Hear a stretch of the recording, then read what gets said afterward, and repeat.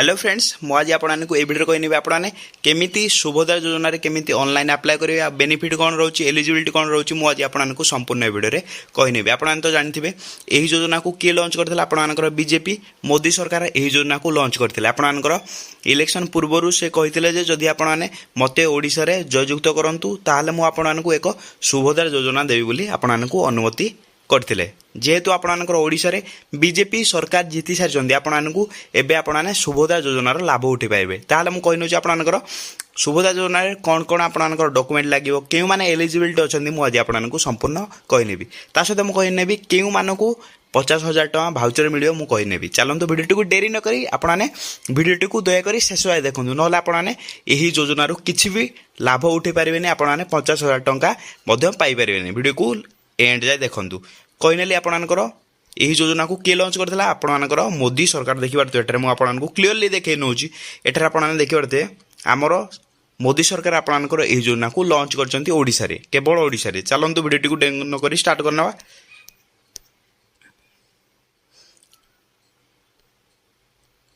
एठारे मु आपणकर कहि नउची प्रथमे काम कहि नउची आपणकर एठारे कोन होईची आपन देखिबारते लॉन्च डेट केबे लॉन्च हेतिला यही योजना आपणकर 12 ऑफ मे 2024 आपणकर 12 मे को यही योजना लॉन्च होइदिला आपने मोड आपने ऑनलाइन आ ऑफलाइन मध्यम आवेदन करेंगे देखिए एठारे बेनिफिशियरी केवल आपणकर वुमेन ऑफ ओडिशा केवल स्त्री लोक ऑफ ओडिशार जो भी स्त्री लोक एठारे अप्लाई करेंगे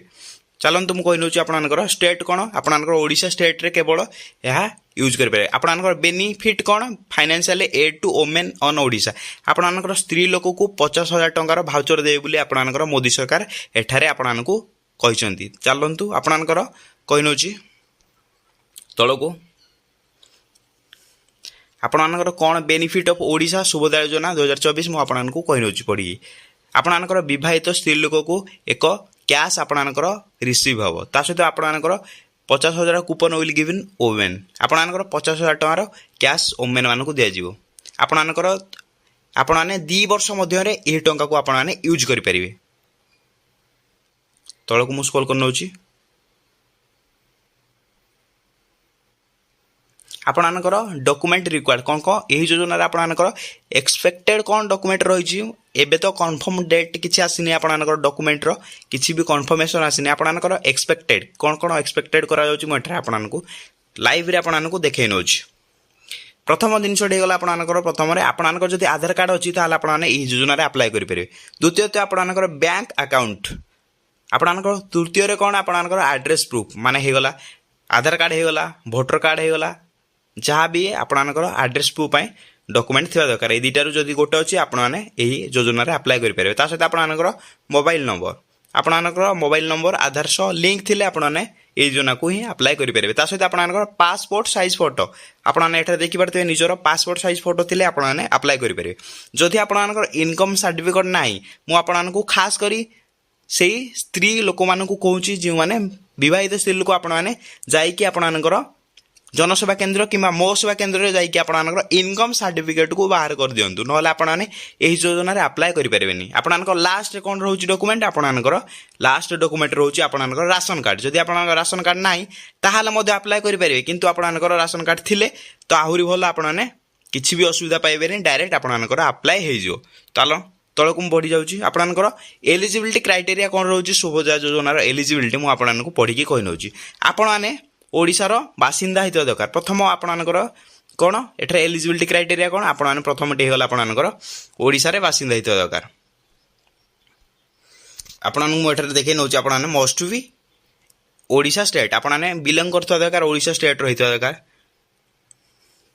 आपने क्यों माने योजना अप्लाई माने अप्लाई करेंगे आपने विवाहित स्त्री लोक ये योजना अप्लाई करेंगे सेकेंड आपणकर विवाहित स्त्री लोक आपने 3 नंबर कौन रोचे आपने प्रत्येक फैमिली जड़े लोक स्त्री लोक जड़े आपने यही योजना अप्लाई करेंगे समस्ते अप्लाई करेंगे प्रति फैमिली जड़े स्त्री लोक अप्लाई करेंगे आपने जदि मैरिड करेंगे ताहले अप्लाई करेंगे जदि आपने सिंगल अच्छा आपने यही योजना को अप्लाई करेंगे आपणकर बयस सीमा के दरकार आपणकर बयस सीमा 23 ରୁ 59 होता दरकार जदि आपणकर बयस सीमा 22 ହେଇଥାଏ କିମ୍ବା ଆପଣଙ୍କର ବୟସ ସୀମା 60 ହେଇଥାଏ ତାହେଲେ ମଧ୍ୟ ଆପଣମାନେ ଆପ୍ଲାଏ କରିପାରିବେ ନାହିଁ। ଆପଣଙ୍କର ବୟସ ସୀମା 23 ରୁ 59 ହେଇଥିବା ଦରକାର। ଆପଣମାନେ ଯଦି ସରକାରୀ ଚାକିରି କରୁଥାନ୍ତି ତାହେଲେ ଆପଣମାନଙ୍କୁ ଏହି ଯୋଜନାରେ କିଛି ଲାଭ ପାଇପାରିବେନି। ସରକାରୀ ଚାକିରି ଏଠାରେ ଆପଣଙ୍କର ସରକାରୀ ଚାକିରି ଯଦି ଅଛି ଆପଣଙ୍କର ତାହେଲେ ଆପଣମାନେ ଏହି ଯୋଜନାରୁ କିଛି ବି ଆପଣମାନେ ଲାଭ ଉଠାଇ ପାରିବେନି।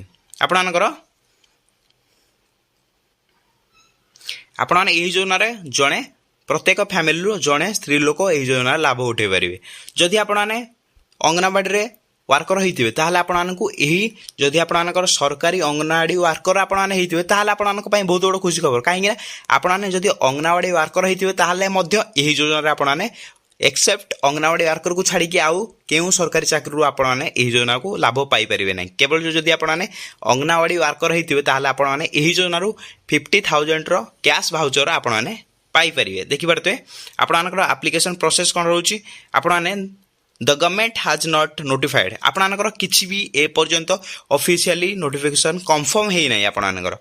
ଏ ପର୍ଯ୍ୟନ୍ତ କିଛି ବି କନଫର୍ମ ହେଇନି। ଦେଖିପାରୁଥିବେ ଆପଣମାନେ କ'ଣ କରିବେ ମୋ ଚ୍ୟାନେଲକୁ ଆପଣମାନେ ସବସ୍କ୍ରାଇବ୍ କରିକି ରଖିଦେଇଥାନ୍ତୁ। ମୁଁ ଆପଣମାନଙ୍କୁ ଆଗ ସମସ୍ତ ୟୁଟ୍ୟୁବର ଭାଇମାନଙ୍କ ଠାରୁ ଆପଣଙ୍କ ସମସ୍ତଙ୍କର ଠାରୁ ଆଗ ମୁଁ ଆପଣଙ୍କ ମୋ ଚ୍ୟାନେଲ ଆପଣଙ୍କୁ ଅପଲୋଡ଼ କରିନେବି। ଆପଣମାନେ କେମିତି ନିଜ ମୋବାଇଲରେ ନିଜେ ଆପଣମାନେ ରେଜିଷ୍ଟ୍ରେସନ କରିବେ। ଆପଣଙ୍କର ଜନସେବା କେନ୍ଦ୍ର କିମ୍ବା ମୋ ସେବା କେନ୍ଦ୍ରକୁ ଆପଣଙ୍କୁ ଯିବା ପାଇଁ ପଡ଼ିବ ନାହିଁ। ଆପଣମାନେ ନିଜ ମୋବାଇଲରେ କେମିତି ଆପ୍ଲାଏ କରିବେ ମୁଁ ଆଜି ଆପଣଙ୍କୁ ସମ୍ପୂର୍ଣ୍ଣ A to Z ଏହି ଭିଡ଼ିଓରେ ଆପଣଙ୍କର କହିନେଲି ଯେ ସୁଭଦ୍ରା ଯୋଜନା କ'ଣ, ସୁଭଦ୍ରା ଯୋଜନା ଆପଣଙ୍କର ଲଞ୍ଚ ଡେଟ୍ କେବେ, ଆପଣଙ୍କର କେତେ ହଜାର ଟଙ୍କା ଭାଉଚର ଦେବା ପାଇଁ ମିଳିବ। ମୁଁ ଆପଣଙ୍କୁ ଲାଷ୍ଟ କଥାଟି କହିନେଉଛି। ଆପଣଙ୍କର ବହୁତ ମୋର ଭାଇ ଓ ଭଉଣୀମାନଙ୍କର ବହୁତ କମେଣ୍ଟ ଆସିଥିଲା ଯେ ଆମେ ଯଦି ସୁଭଦ୍ରା ଯୋଜନାରୁ 50,000 ଟଙ୍କା ଭାଉଚର ପାଉ ତାହେଲେ ଆମେ ଆପଣଙ୍କୁ ଋଣ ଦେବୁ କି ଋଣ ଦେବୁନି। ବହୁତ ଭାଇମାନଙ୍କର ଏଇ କମେଣ୍ଟ ଆସିଥିଲା। ତା ସହିତ ଆଉ କମେଣ୍ଟ ଆସିଥିଲା ଆମେ 50,000 ଭାଉଚରକୁ ରିଟର୍ଣ୍ଣ କରିବୁ କି ନାହିଁ। ମୁଁ ଆପଣଙ୍କୁ କହିନେଉଛି ଆପଣମାନେ 50,000 ଟଙ୍କା ଆପଣମାନେ 2 ବର୍ଷ ମଧ୍ୟରେ ଆପଣମାନେ ୟୁଜ୍ କରିବେ। ମାନେ ଆପଣଙ୍କର ଯାହା ବି ଆପଣଙ୍କର